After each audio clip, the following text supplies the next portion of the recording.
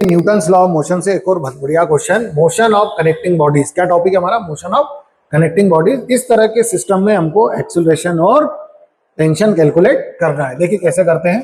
तो ये बन गया हमारा टेंशन टी, जो कि पुली और मासलेस है, फ्रिक्शनलेस है, और रोप भी कंटिन्यूसली। ये टेंशन भी कैसा ले रहे हैं अपन? क्लियर ले रहे हैं। और ये कैसी है मेरी? फ्रिक्शनलेस। इसको हमेशा अभी कैसा ले रहा हूं मैं? Frictionless massless. कैसा ले रहा हूँ? Frictionless massless. और ये सिस्टम बन गया।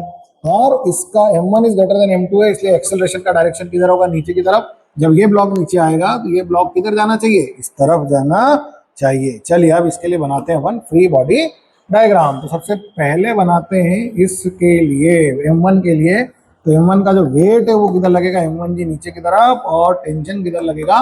ऊपर की तरफ, और एक्सेलरेशन किधर होगा? नीचे की तरफ। तो देखिए अब इसकी इक्वेशन बहुत क्लियर है।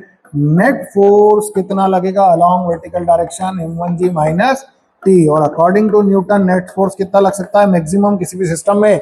मास इनटू एक्सेलरेशन, दोनों को बराबर कर दीजिए। m1g minus T is equal to m1a। यहाँ तक का तो हमारे प्रीवियस वीडियोस में भी दिया हुआ है, वहां पर भी देख सकते हैं। अब बात आती है उस वाले के लिए। अब m2 को देखिए, m2 का डायग्राम थोड़ा सा अच्छा बनाएंगे। ये होगा m2। इसका जो मास है वो किधर लगेगा? नीचे। नॉर्मल रिएक्शन किधर मिलेगा आपको? रिएक्शन फोर्स कैसा मिलता है? Normal to the surface. जिस सरफेस में ब्लॉक रखा है उसका नॉर्मल। और ये एंगल भी कितना हो जाएगा? थीटा। सो m2g। अब यहाँ पर देखिए इसका एक कंपोनेंट बनाइए, ये वाला। किसका? इसका m2g cos थीटा। और एक कंपोनेंट बनाइए ये वाला, इसको क्या बोलेंगे? m2g sin theta. और टेंशन किधर लग रहा है? ऊपर की तरफ। एक्सीलरेशन किधर है? ऊपर की तरफ। ये देखिए डायग्राम बनके तैयार हो गया। अब अपन सिर्फ फोर्सेस को बैलेंस करते हैं। एक्सीलरेशन किधर जा रहा है? ऊपर। तो नेट फोर्स क्या मिलेगा हमको?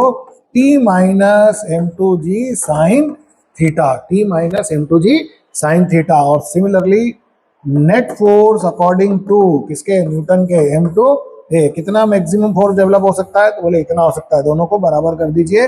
सो m2a is equal to t minus m2g sine theta. इन दोनों इक्वेशन को आप सॉल्व कीजिए, आपको आंसर मिल जाएगा। दो इक्वेशन है, दो ही अननोन है, आराम से इक्वेशन सॉल्व हो जाएगी। Thank you.